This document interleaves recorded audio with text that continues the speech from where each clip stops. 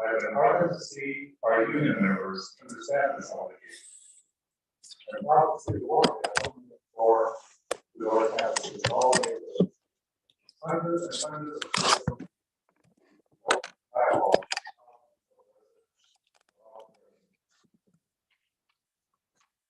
Our members join by members in petition. Alongside this distribution, see the overstepping inside thousands across the city, reading, actions, and more. And probably we have four partnerships with some of these leaders and historic community who are more, and especially proud that our city won this increased revenue in the same year that we negotiated a collective bargaining agreement with the university that is the best local hiring package in all of our district. I am proud to see previously unemployed or unemployed residents who have recently benefited from local hiring work and about good union jobs at the university now lead campaigns that are on. I'm proud to see former Alders local 34 member, now local 34 retiree for Sloan, who just spoke, leading this campaign alongside her. But there is much more to do, and the union is committed to doing that. Thank you for the opportunity to speak. Thank you very much. I'll be submitting this slide. That would be great. Thank you so much. Mr. Chair, next on the list is Rick Blue and Adam Waters after Rich.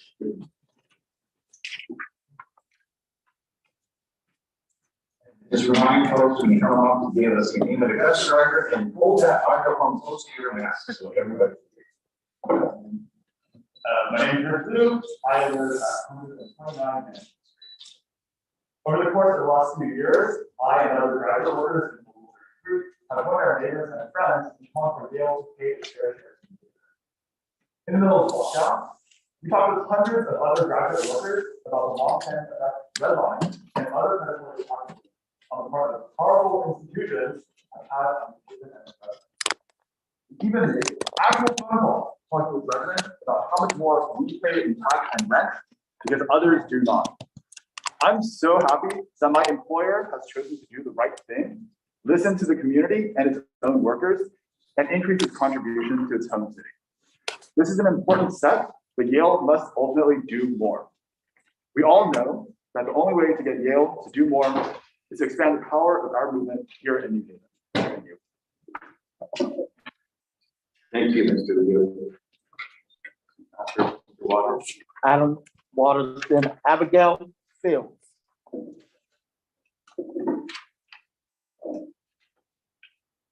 Hi, my name is Adam Waters. I live at 129 Mansfield Street. I'm speaking today as a leader with Local 33, the campaign to win a graduate workers union at Yale, and with the Yale Respect New Haven campaign. Over the last 2 years, I've knocked doors and made phone calls with comrades from New Haven Rising and Locals 34 and 35 to demand that Yale pay its fair share to the city of New Haven.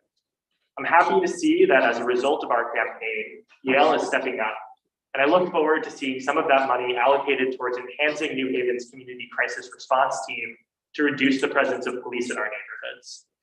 At the same time that I urge you to accept this new agreement with Yale, I want to be very clear that Yale can and must continue to do more, including paying more for our city.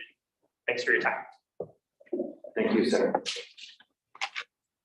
Abigail Fields, and after Abigail, Caroline Reed.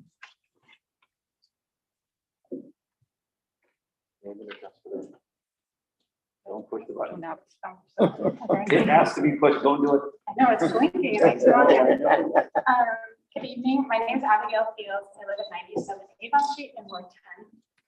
I'm a graduate student worker at Yale teaching French language and literature courses, and I'm a leader with Local 33, the campaign to win a graduate workers union at Yale. I've lived in New Haven for about 3.5 years. During this time, I've experienced Yale not only as my employer, but as many of my friends and colleagues' landlord, and as a powerful institution and property owner in the city. For years, members of Local 33 have participated and supported the campaign for Yale to pay its fair share to the city of Respect New Haven. Alongside members of our coalition, graduate workers knocked doors across the city talking to our neighbors about Yale's tax break and its unfair effects on New Haven residents. We also organized presentations to our graduate worker colleagues, educating hundreds of Yale affiliates about the longstanding relationship of extraction, gentrification, and segregated development that this institution has maintained with New Haven. By calling on our colleagues to stand with other workers at Yale and with residents of New Haven to insist that Yale be a better employer and a better neighbor, we've been part of a broad movement to change the maps in our city. I also, with several other members of Local 33, went to Georgia to knock doors with Unite here in the 2020 Senate runoff elections. We secured a Democratic majority in the US Senate, and along with that, millions of dollars of federal funding to New Haven with the American Rescue Plan. The increased revenue from Yale's voluntary contributions opens a crucial opportunity for the city to use the additional funds from other sources, namely from the state's pilot programs and the American Rescue Plan Act, in new and creative ways. These new sources of funding have the potential to transform our city for the better. Yale's increased contribution is a good step, and I congratulate all of the members of our coalition that worked so hard to make this happen, but it is only one step. We're going to keep organizing other students, workers, and residents of New Haven for Yale to live up to its commitments. Thank you for your time. Thank you so much. Charlie Teller after Caroline. Hello, I'm Caroline. I live at 1035. I can tell already you're gonna have it all much closer to you. Is this okay? Okay, thank you. So I'm Caroline. I'm a Yale sophomore and I live in Vanderbilt Hall. I want to emphasize that this change didn't happen overnight. It was the result of so much work by the unions, New Haven Rising, and Students Unite Now. I'm a student with Students Unite Now, and on my part, that work included knocking on student doors for weeks and explaining the issue to students who had come to believe Yale's narrative that its current contribution is more than enough. In these face-to-face conversations, we exposed how Yale creates false scarcity about everything from student therapy to the voluntary contribution to the city. We built consensus and eventually delivered 660 student photos to call on Yale to step up. Our work has led to this historic first step toward a better relationship between Yale and New Haven, but this is just a first step. For more to be done, more people will need to join us. Thank you. Thank you so much. Charlie Teller. Jonathan Baldwin after Charlie. Hello.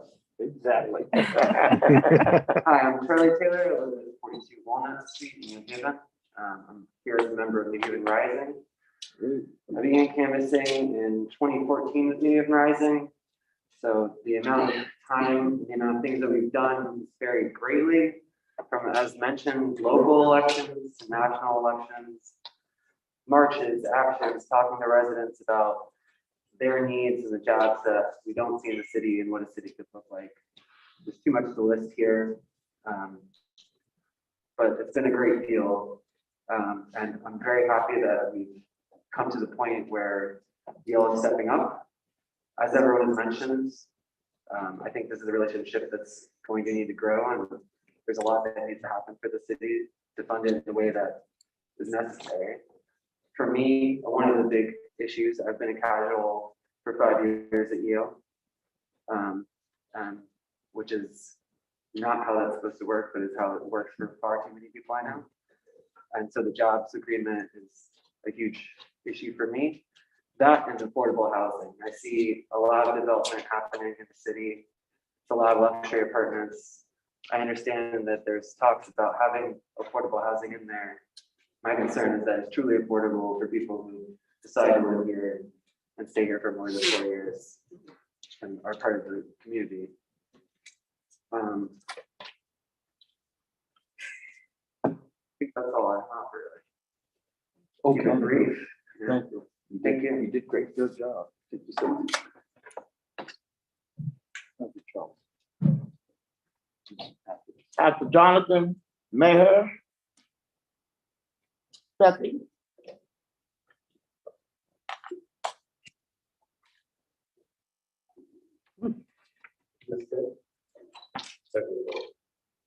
Hi, I'm Jonathan Banderas. I live in North Hall, actually for College Street in Haven.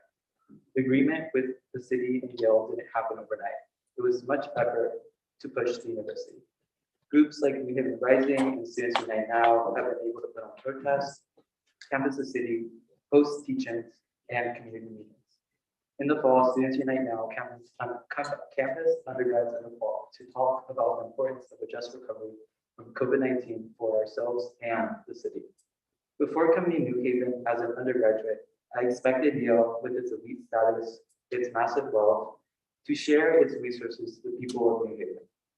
However, I found gatekeeping and excuses from the university, trying to justify its lack in funding for the city by saying it needed the money for financial aid.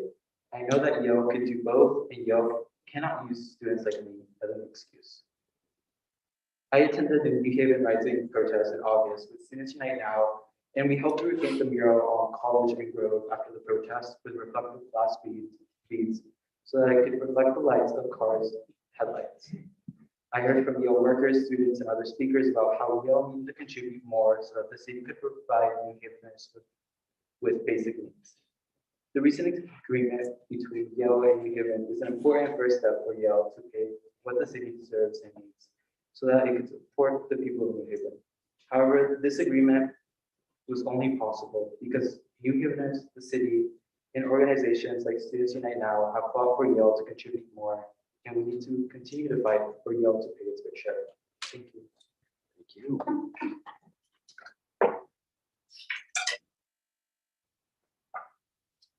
Rebecca Corbett, right after this gentleman.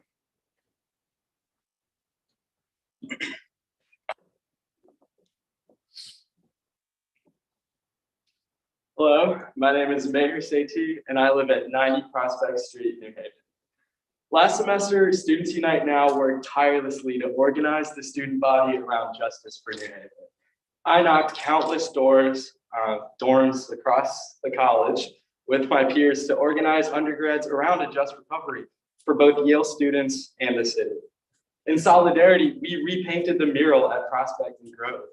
There was a profound sense of shared resilience between undergrads, grad students, university workers, and residents of New Haven. For 18 years, I lived in a little town called Naperville, Illinois, and coming to college was the first time living in an entirely new place. I felt hesitant and unsure, yet I've come to love this city. Yale wants its students to be good citizens and engaged community members. To do that, we have to realize that this city is our home as much as Yale is. And as a part of this city, Yale must pay its fair share.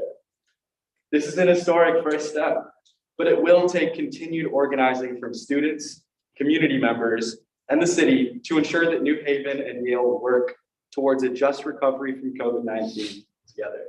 Thank you. Thank you so much. Cindy Stretch after Rebecca. And as Ms. Corbett comes to the table, I'd like to recognize former Alder Abigail Pelton. Please hear it.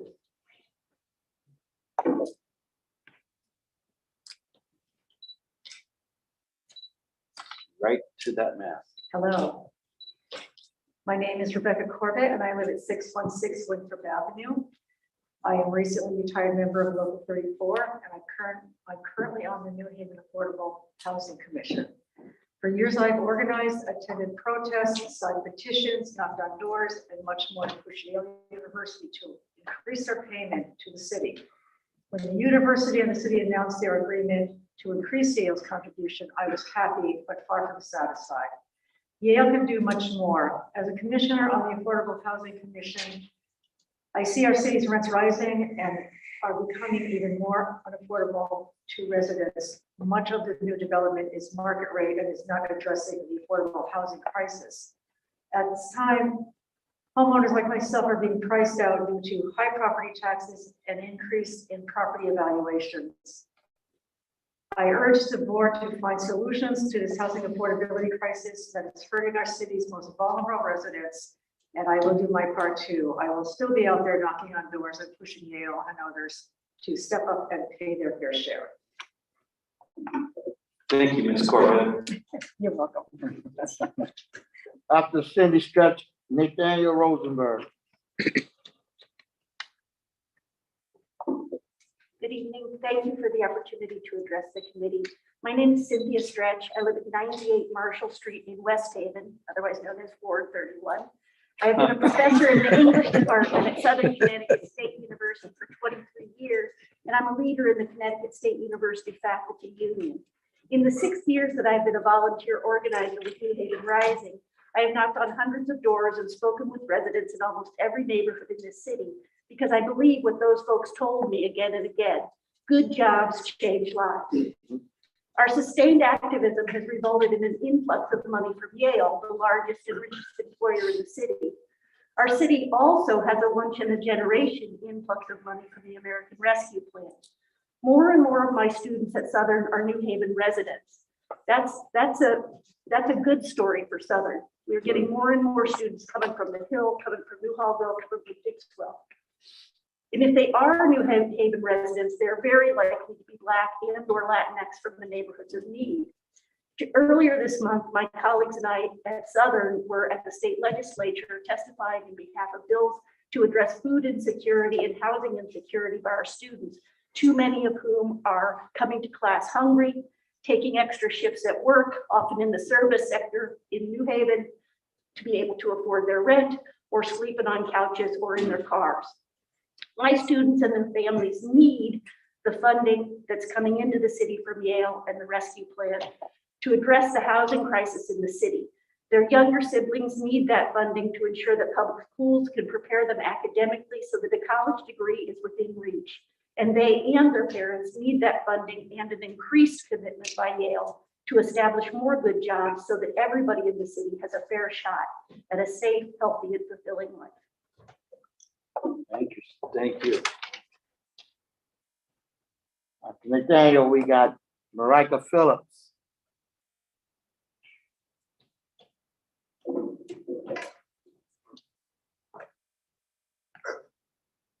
My name is Nathanial Rosenberg. We're gonna need you to pick up that microphone, put it next to your mouth. There we go. Hello, my name is Nathaniel Rosenberg. I live at 304 York Street, New Haven.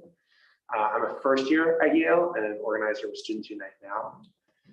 This past fall, Sun canvassed hundreds of first years to tell them about our demands for a just recovery for New Haven, one of which is for Yale to pay their full amount of $157 million owed in property taxes to New Haven. I talked to my fellow first years. Most people did not know Yale didn't pay taxes, and all were concerned about the effects this disinvestment has on New Haven. We understand that we are members of this community for 4 short years and want our presence to be a benefit for New Haven. This is why I, alongside countless other first years, support Yale paying their fair share to allow for the full funding of schools and social services throughout the city. Last semester, Sun gathered hundreds of photos in support of these demands and fashioned them into pillars of light. Yale's motto, after all, is light and truth, and deliver them directly to President Salary. I cannot speak for all the other groups affected in the community, but I'm happy to speak for the Yale first years who will be contributing to New Haven for the next 4 years.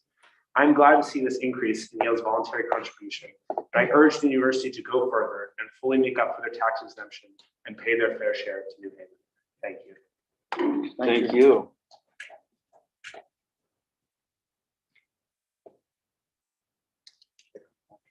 Well, after Marika comes Abby Pelton. Hi, my name is Marika Phillips. I live at 135 Bellevue Road. As a volunteer organizer with New Haven Rising, I was receiving calls in an effort to get Yale to increase their volunteering into the city. It's impossible to overstate how much work that has taken, and I'm in good company as you can see here with all the folks who have testified and canvassed and spent a lot of time trying to get Yale to increase that. While Yale's endowment has grown to unimaginable levels, $140 million right now, our city's youth are still in the state of crisis. I'm not sure if you can tell that I'm well, but I'm expecting my first child, and That's what so the city is the top of my pyramid, and the state of our schools, and the state of the youth program. We're going to need Yale to increase their voluntary payment of much above what they have suggested here, along with support of the current agreement. I think it would be a lot more. I envision even where we have the funding, for all children to have all that they need, small class sizes, new textbooks, safe places to go, community centers.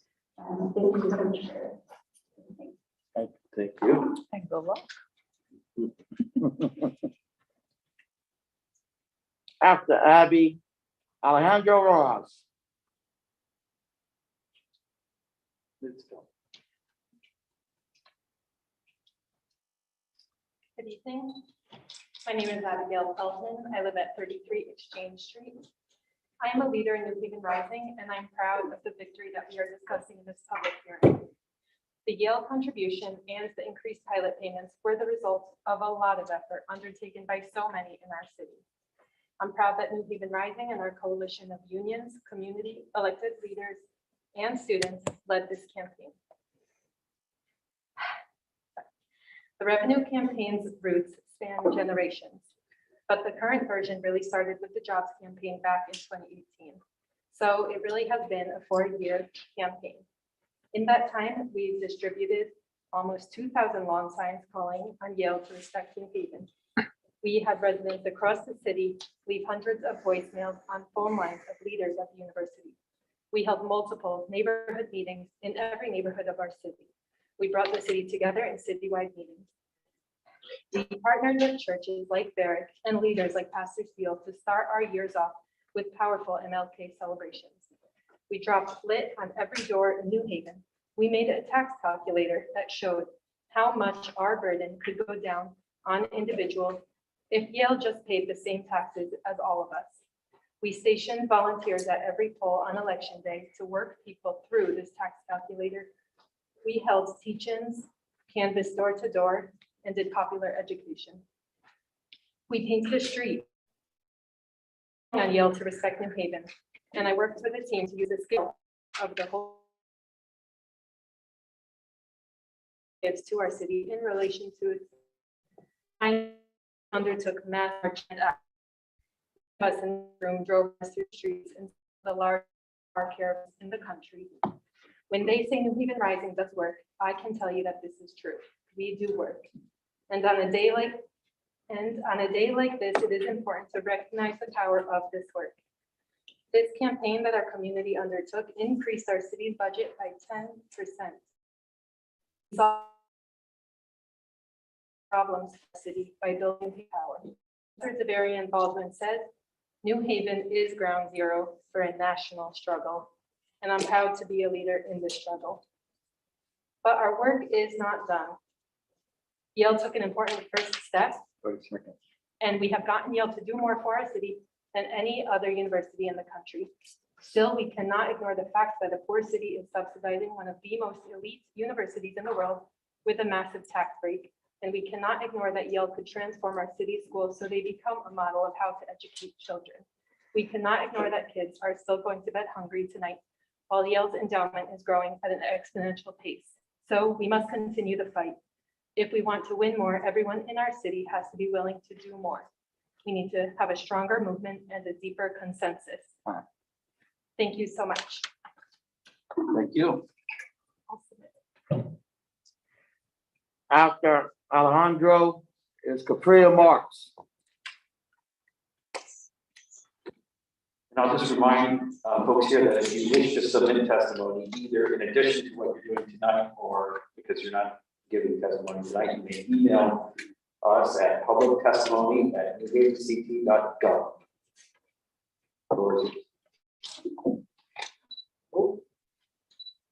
Hello, my name is Alejandra Rojas. I'm a resident at 94 Carlisle Street.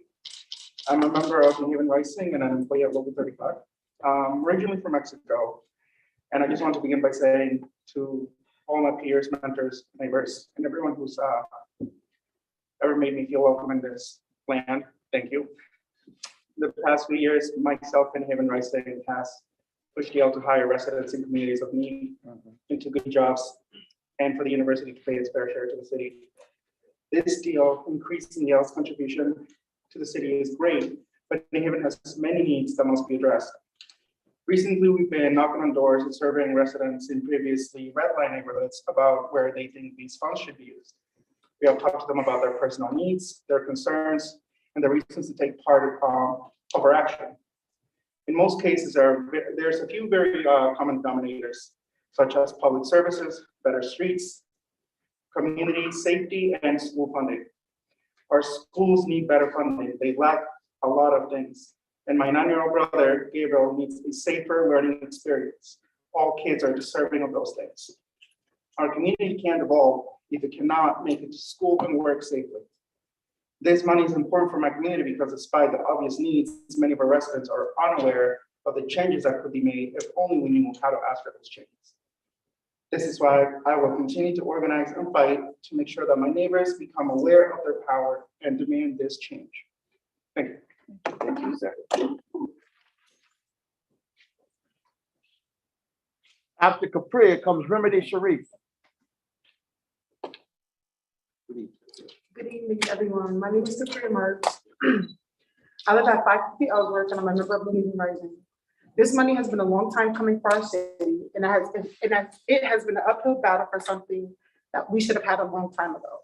For years, my family and I have distributed petitions, knocked on doors, organized neighbors, participated in marches, and even helped paint Prospect Street with Yale Respect New Haven.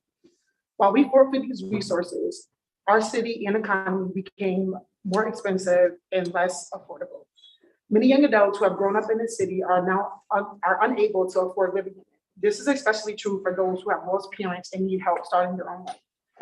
We need to find ways to make housing more affordable so that those who have grown up in New Haven can choose to stay in New Haven. Thousands of people put in a lot of work for this money, and we will continue to fight for more revenue to the right for this and many injustices in our city. Thank you. Thank you. Thank you, Ms. Marks. Remedy Sharif. Okay, we'll come back to him if he walks back in. Ann Scarver. And at the end, John Lee.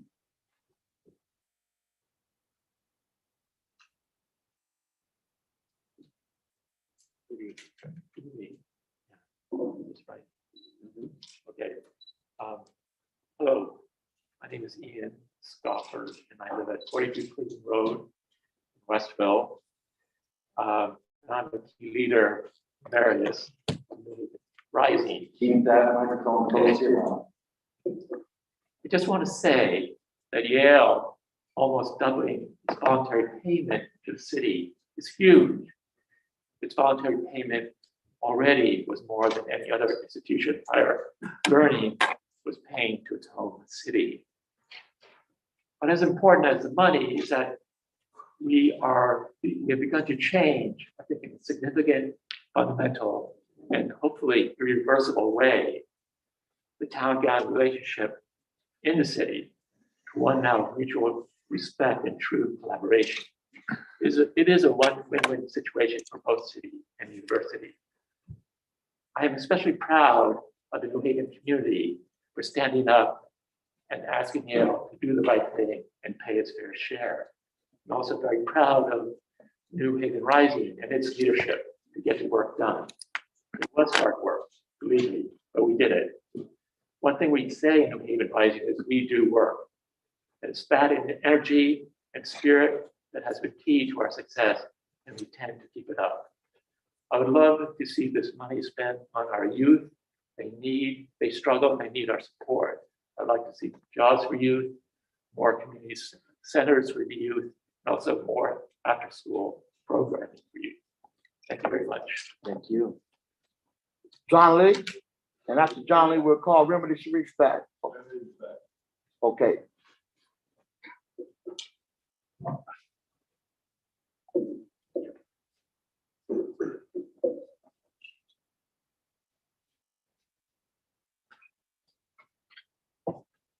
Thank you. Microphone check, 1, 2, 1, 2. Y'all can hear me? Good evening, Alders and everyone in attendance. Pardon me, restroom run. I am Remedy Sharif, and I live in Hamden, Connecticut right now, though I've been a lifelong New Haven resident. I'm an organizer with New Haven Rising and also the director of outreach for ICE to Be, by Anti-Gun Violence Youth Organization. I fight every day in our communities to prevent gun violence. and give our youth the support they need to get their lives on a productive path, sometimes until 2 a.m. or 3 a.m. in the morning. At the end of the day, there's only so much I can do without systemic change. That's why I fought so hard to get Yale to pay their fair share and respect our communities. Alongside my union and New Haven Rising brothers and sisters, I've marched, turned out hundreds of residents and organizations, going door to door to get hundreds of people to leave voicemails. I've given check-ins and combined forces with Yale students and groups. Our communities have dealt with oppression, being under-resourced, and the effects of redlining for way too long. We know that unemployment and violence go hand in hand. Our young people are dealing with constant trauma that will require resources to get them the support and opportunities they deserve. That's why we fought for good jobs in our communities. We are fighting and winning, but it takes a lot to tackle a giant like Yale. Next time we go to battle, I need all of you to stand up and join this fight so we can win even more. It is definitely time now that we come together as communities, that we come together as one human family, and let our children, youth, and our communities know, good sir, our communities are speaking, and we're building relationships. If we're building real relationships to build economic sustainability for our communities, we must do it together. We are supposed to operate as one human family. And from what I see and what our youth see in our communities, we don't see enough of that. We can't talk no more. It's time for action. It's time for all of us to take action to save our communities, save our youth. And any civilization you see, when the women thrive and the youth thrive, you see productive, healthy civilizations. We're not seeing that in our communities. So I hope we can all do the right thing, stand up together, and yet yell no. It's time to do more. They gave us something, but that was a drop in the bucket. It was a drop in the bucket, to be quite honest. So let's build more together as one human being. Thank you. Very much. John Lee, and after John Lee, Jamal Henderson.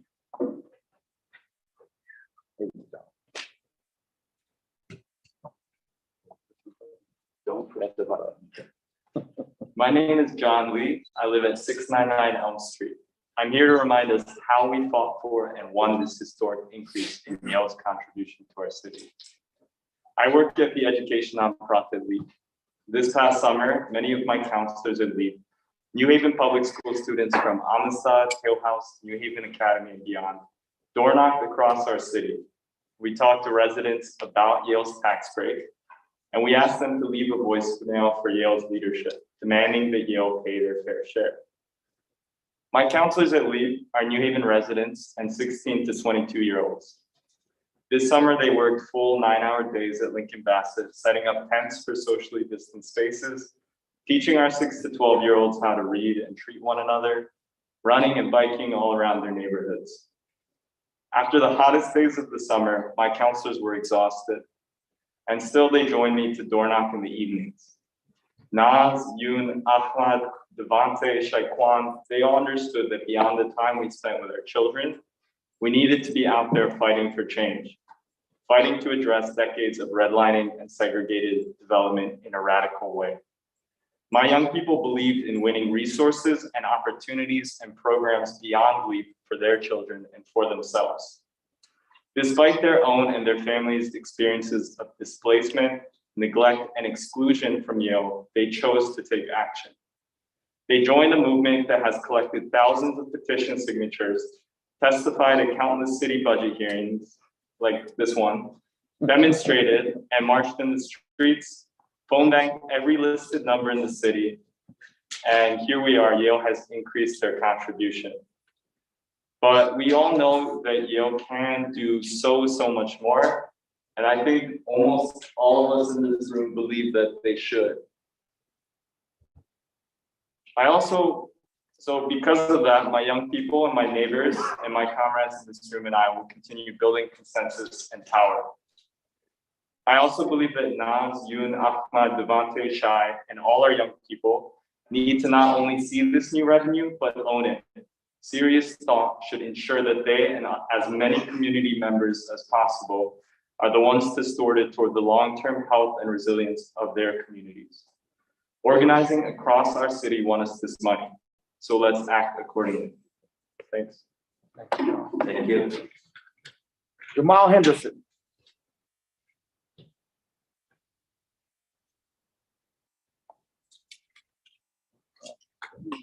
Good evening.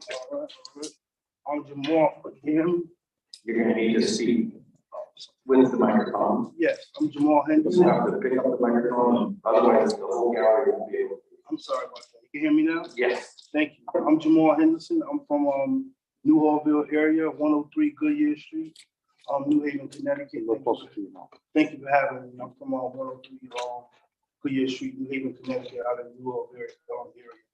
And the reason I'm here today, guys, is as a member of the New Hallville area, myself and other concerned residents would like to make sure that a better commitment from Yale is invested in neighborhoods like the New Hallville, Dixville area. I'm a member of the Winchester New Hallville Club. We have a long relationship with the New Hallville residents. Like everybody was saying, we go out every week and knocking on doors, talking to neighbors to identify the inequalities, the challenges, and concerns that we face in these neighborhoods in New Haven, looking for resources, solutions, etc. We participate alongside our New Haven Rising Comrades, door knocking, protesting, doing sit-ins to make Yale more accountable in our community, alongside our Alders and our labor leaders. We're now currently doing a survey in New Hallville with the New Haven Rising family. Past couple of months, over 100 surveys dealing with how would you like to see Yale be more accountable in the community. A lot of questions coming in our mental health facility, more safe spaces for the children, more technical schools, more affordable housing in the city. And we would just like to see Yale make a better commitment, like I said, to the New Hallville community, so we can benefit from the opportunities that Yale is bringing to the city. And it can trickle down to us in the Dixwell, New Hallville community. Thank you guys very much. Have a blessed evening. Thank you, Jamal. Mr. Chair, that is our last testimony for this evening. Would anyone else like to testify on this item? Would any other member of the public wish to testify on this item? And for a third time, would any member of the public wish to testify on this item? Seeing none, I think my suggestion is to move on to the next item. I think we got the information we need from the makers. We will have an opportunity during deliberations to discuss among ourselves what we think of this item and take a vote on it. But unless a colleague has a factual question to ask the makers, I think we're ready to move on to item 2. And so I would invite the city staff who are involved in item 2, which is the 2-year renewal of the operating agreement related to the Alling Memorial Golf Course. And I recognize that some number of folks are going to leave because they have response. And you're doing it wonderfully quietly, and we appreciate that.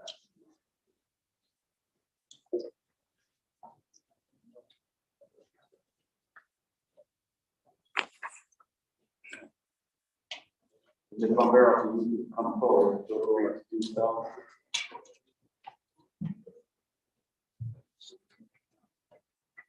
We'll just give 1 minute as people shuffle out. Thank everyone for their participation.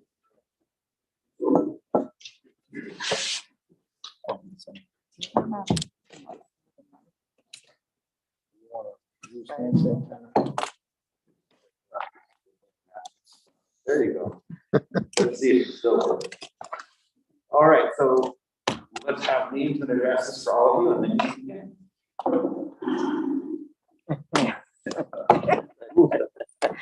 Jeffrey Pesca. No, you're good. Does it work? Yes, works on. Jeffrey Pescasolito, 595 Whitney Avenue, Parks and Public Works. 122 Washington Avenue, Chief Administrator's Convertland, 130 Alders Road, Branford, Connecticut, Parks and Public Works. Good evening, Bill Brown, 27 Disney Drive, over Parks and Public Works. Welcome, please. Thank you, Mr. Chairman, Vice Chair, and committee members. On behalf of the Department of Parks and Public Works, we are here for the authorization of an extension of a 9-month agreement with the Alling Memorial Golf Club Incorporated to manage and operate the Alling Memorial Golf Course. This is due to an oversight of a contract which expired December of 2021. We have some staff that can answer any questions that you may have regarding the extension request. I would like to say though that the Alling Memorial Golf Club Incorporated has been operating this golf course for, I believe, 25 years. Managed and operated that in conjunction with the city successfully. And we would like to just explain a little bit more of where we were going with this 9-month extension, 12 months, excuse me, and the future, I guess, request for an RFP. But Tom, do you want to proceed with it? Yeah. So yes, just to clarify, You're going to need to hold it right up to your mouth so that everybody. so yes, just to clarify, we are asking for a 12-month agreement, which is a 1-year agreement. The original contract called for this honorable board to approve two-year extensions. That item should have been brought to you in the fall. It was not, so therefore it's coming to you a little late, but we are simply now asking for a 1-year extension of the current agreement that has been in place for 5 previous years. No terms of the contract are changed, except the duration. The contract will expire December 31st, 2022. So the city staff plans on getting out a request for proposals sometime in September to solicit a vendor so we can have one in place at the start of the following golf season, whether that be the Allen Memorial Golf Club Incorporated or another vendor. That's the process that we plan on going forward.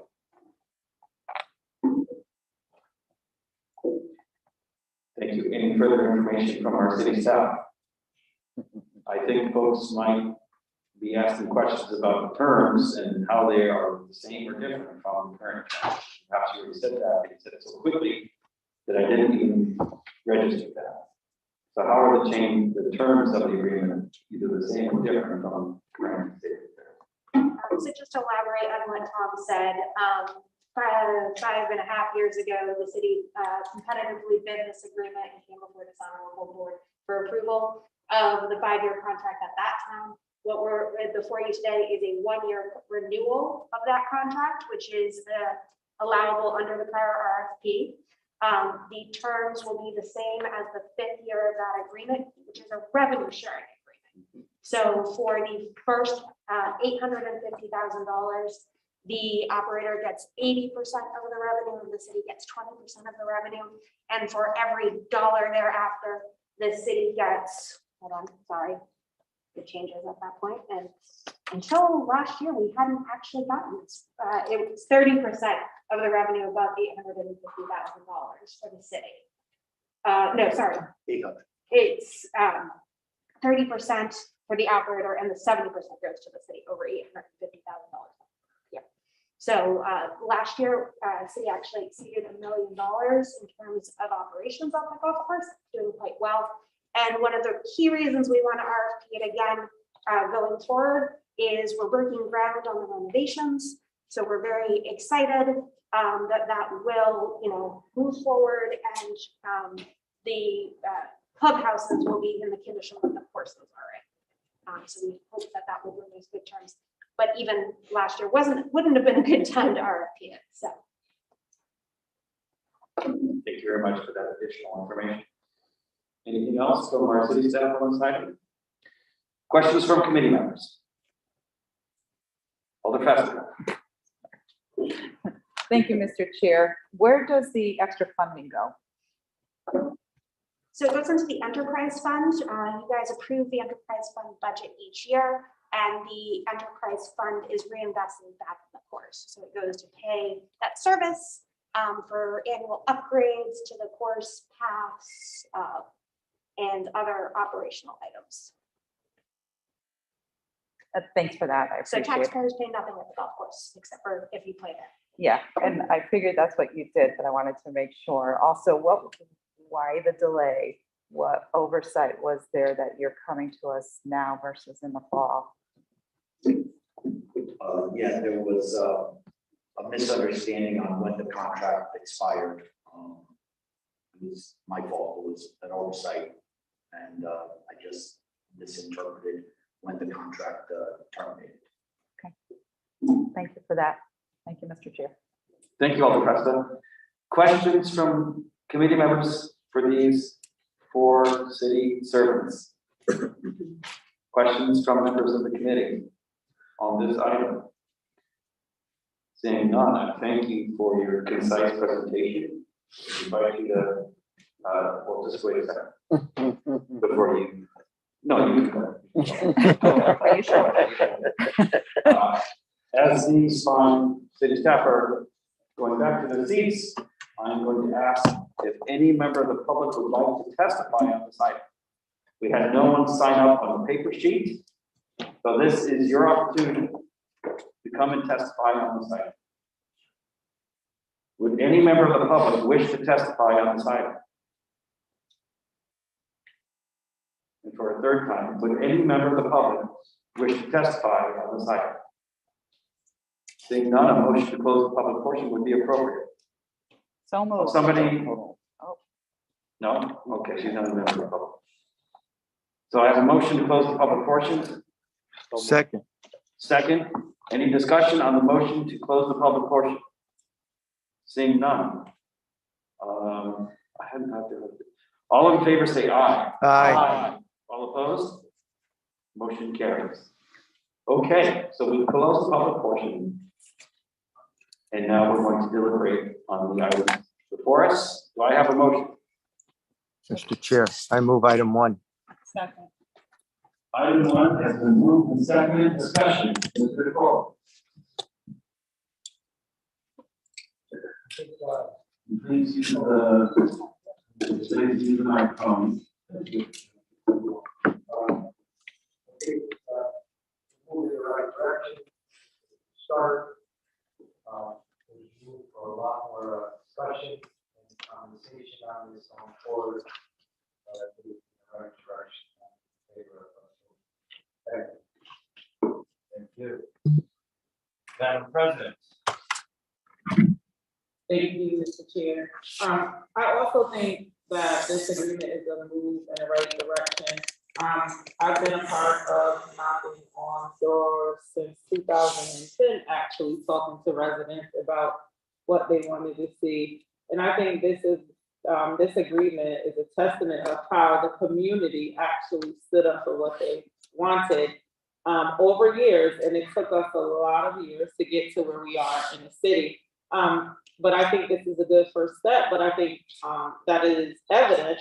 You heard from a testimony tonight that there are resources that the community needs. And this money will only take care of like our immediate need. And if we're really talking about how to build trust with the community, we're actually talking about doing something very transformational with Yale and not transactional. So that's gonna take time and that's gonna take more money. And I think that is when the community will really feel like we are moving in the right direction as far as the relationship, because eventually they'll be able to see some of the fruits of their labor. Thank you, Mr. Chair. Thank you, Alder Myers. Next on is Alder Festa. Thank you, Mr. Chair. Obviously, I'm not going to use any money, and I encourage my colleagues to actually vote in favor of this item. But at the considering that we still are missing out, the city of New Haven is still missing out on about $140 million in tax dollars each year. 10 million is one step further per year for the 5 years, and then 2 million for the 6th year. But we still have a long way to go, and I think we've heard from the public, we've heard from the New Haven residents, from this board, that when we have so much tax exempt property, it's important that we don't put the burden on our residents. Particularly because we also have 30% property in the city, and we have about 50% tax exempt property, that means only 40% taxpayers. And out of that, there's a lot of renters. We can't put a burden on renters either, because you know that's gonna happen. So whatever money we do get, we need to be smart and thoughtful on how we use it. We heard that our youth is in need of assistance, you know, but it's everyone that's in need of assistance. I appreciate making the effort with the help of the city to contribute this additional funding. More needs to be done, as my colleagues have mentioned. Thank you, Alder Fessa. Next on the queue is Alder Hurt, and I saw Alder Wicker. Thank you, Mr. Chair. I want to first of all say that this is a step towards the right direction. I want to commend Living Rising son, over 33, 34, 35, not here. All the door knocking, sign, long sign put up and the street painting.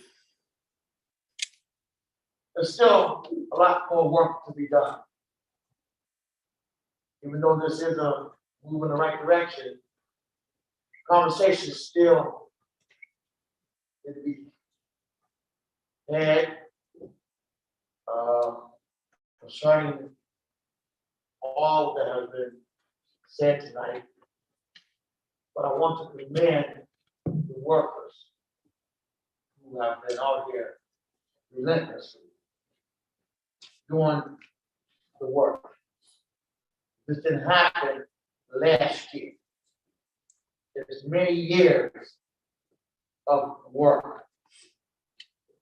Some have passed away. Some are still here. Work was done, and we have seen a great victory.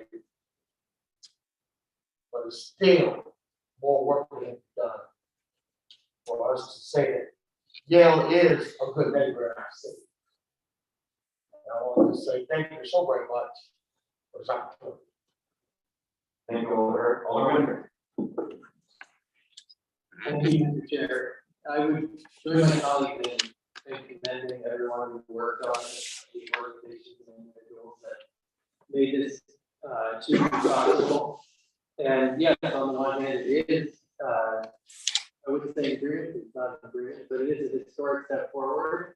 It's a significant increase, but I also share the sentiment that, you know, it is really a drop in the bucket, and it's certainly not paying your fair share. If we look at the revaluation, the increase in taxes on property is 16%. So if the university is roughly in line with that, that would bring their tax bill, they're not paying up to $182 million. And so this is still a small fraction of that. So we really do have a long way to go. And it seems like there's a lot more to be fleshed out in terms of the Center for Inclusive Growth and what its priorities are, and whether that will have a meaningful impact on the city and the deep problems that the city faces. So I would echo the call that our colleagues have made for oversight over that, and a process to see what business has occurred at the Center for Inclusive Growth on a periodic basis over the next 5 years. And then the last on the street, I think for some residents, the street will be a significant hardship. because of the network of one-way streets downtown, it can be very difficult just to get through downtown. And a large piece of that is parts of the street grade that the university has purchased.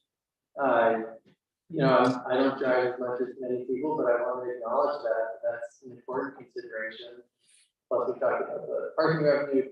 I do think, though, that we have to be assertive if we're going to say that this really is going to remain a public place, and that it remains open for public uses.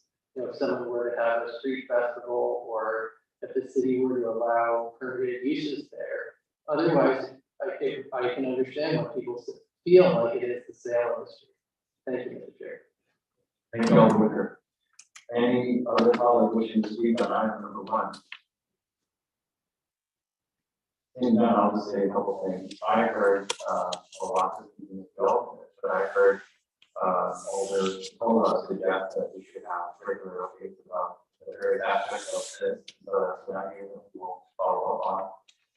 And we'll meeting with the other board, we should figure that out so that we can track the progress of the different components of these. I also heard all the Dr. Myers talk about planning ahead. I heard all the ask questions about this too, about what happens if you go 4 or 5. That's crucial. And I think part of the answer was just in this book. And since on that, and that is all that energy and all that effort over the last several years that created a clear community consensus about the need for the Yale in particular, but other names in our departments to raise their game in the city. I can tell you when I ran for office in 2011 in 425, I talked about this a lot, and it was controversial. It was not controversial at all, including among the many Yale faculty and doctors who did my work. And there was a broad and strong consensus in New Haven that we would all benefit if our very important partner in the community, Yale University, stepped forward. And to the university's credit, they did. This is a very positive step forward. But I don't think you're not going to belong to this scheme. And part of how I want to talk about this very briefly is it's very clear that the additional money, $10 million in the next 5 years, plus the additional pilot funds that will, the result of the successful reform spearhead from arguably, both of which happened because of politics and people moving on the ground. Those additional revenues are helping to stabilize the city's finances. And a lot of those ones are already spoken for, which we'll hear about in the workshop quickly. We're not just talking about stabilizing the city's finances. We're talking about transformative investments in communities that have been harmed by the legacy of redlining and exclusion. So it's not just about making the ratings agencies happy. Though that's important, right? It's also about additional investments in the communities of need. And additional, and those investments really number in tens of millions of dollars a year, maybe hundreds of millions of dollars a year. So we're going to have a conversation in May that we continue that, which is what are we doing to bring everybody forward and to put in resources in the communities that are left behind. This money can be part of that, and that it will help to enhance city services. But that money, the 10 million from now and 49 million from the state, that's already kind of spoken for in terms of healthcare, pension, debts, salaries, retirements. So I want to thank everybody who came tonight, testified. I want to thank everybody who's part of this really groundbreaking agreement possible, including now. And I want to, for my part, commit to continue to be part of the conversation in the community on support for how we reckon with these issues and get more resources for our city long term. Any further comments on this item before we vote? Hearing none, I'm just going to do a voice vote. All in favor of giving a favorable recommendation to the full board, say aye. Aye. All opposed? carries. Do I have one? You move item two? Yes. Second. Item two has been moved and seconded. Discussion on the Alling Memorial Golf Course operational agreement. Already closed. Thank you, Chair. I think we should vote on this 12-month extension, seeing that for the last 5 years, they have operated this golf course with standing, and the price fund has the funds to the golf course well known and all that. Higher than everyone's favorite. So 12-month extension. Thank you. Further comments on this item? Alderman. Thank you, Mr. Chair. I agree that we should extend this. There has been nice revenue generated, but I just a reminder that we really need to watch for the dates on these contracts, so don't fall behind on future contracts, RFPs, et cetera. So just that reminder, but I encourage my colleagues to support it. Thank you. Thank you, Alderman. Any further comments on item number 2? Seeing none, all in favor of giving a favorable recommendation to award on items 2, say aye. Aye. All opposed, say nay. Ayes have it. Motion carries. We are now going to take a 5-minute recess. Get out, stretch, have a comfort break, and when we come back, we will do our workshops on budget overview and the current update. Thank you very much.